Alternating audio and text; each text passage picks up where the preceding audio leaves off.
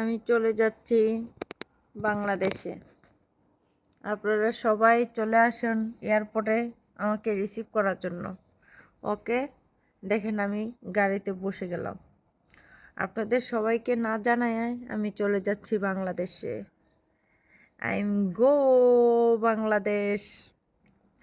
আসসালামু আলাইকুম, কেমন আছেন আমার প্রিয় ভাই বোনেরা? আশা করি ভালো আছেন। আমি গাড়িতে বসলাম, কি মনে হচ্ছে আমি বাংলাদেশে চলে যাচ্ছি? সেটাই মনে হচ্ছে? না, চলে যাচ্ছি না। আমি এখানেই আছি, এখানেই থাকবো। যদি আমাকে আল্লাহ পাক বাঁচিয়ে রাখে ইনশাআল্লাহ 1 বছর পরে যাব। আপনারা সবাই আসবেন বাংলাদেশ এয়ারপোর্টে আমাকে রিসিভ করার জন্য। যদি আপনারা আমাকে ভালোবেসে থাকেন, আমাকে দেখতে ইচ্ছা করে, সরাসরি অবশ্যই বাংলাদেশ এয়ারপোর্টে চলে আসবেন। ওকে, কখন যাব সেটা তো অবশ্যই আপনাদেরকে বলবো। তো এখন বলবেন আমি কেন আজকে গাড়ির ভিতর হঠাৎ করে? সেটা হচ্ছে যে আমি এমনিতেই উঠলাম শুধু জাস্ট একটু ভিডিও করানোর জন্য। এখন সব জায়গায় রোদে মানে বইরা গেছে গা, ভিডিও করার মতন কোনো পেতেছি না, জায়গা পেতেছি না। এই জন্য গাড়িতে বসলাম, যেহেতু আমার কপিলি গাড়িটা লক করে নেই।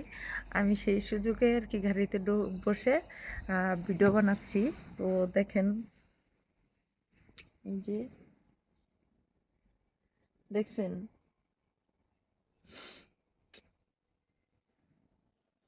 আর ওই যে হচ্ছে গিয়ে আমার ম্যাডামের গাড়ির সামনে, আমার ম্যাডামের গাড়ি দেখছেন সামনে কিন্তু। তো যাই হোক আমার কলেজের ভাই বোনেরা, আমরা এই আর কি ফাইজলামে যাই করি না কেন, আমরা কিন্তু সবাইকে সম্মানের সাথে দেখব। অবশ্যই আমরা সম্মান পাবো। আর যদি সম্মান না করি, কখনো কারো কাছ থেকে সম্মান পাবো না।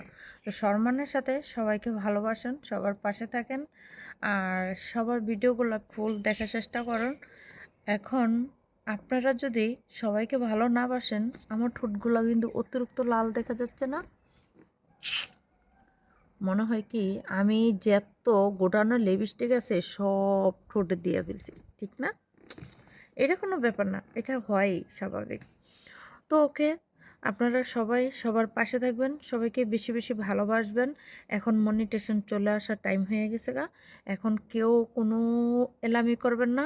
এলামি না দিয়ে একটু বেশি করে সময় দেওয়ার চেষ্টা করবেন পেজে, যেন আপনারা সাকসেস হইতে পারেন।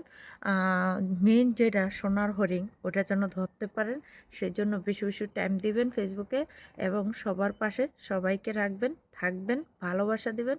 সবাই ভালো থাকবেন, সুস্থ থাকবেন। দেখা হবে অন্য একটা ভিডিওতে। আল্লাহ হাফেজ।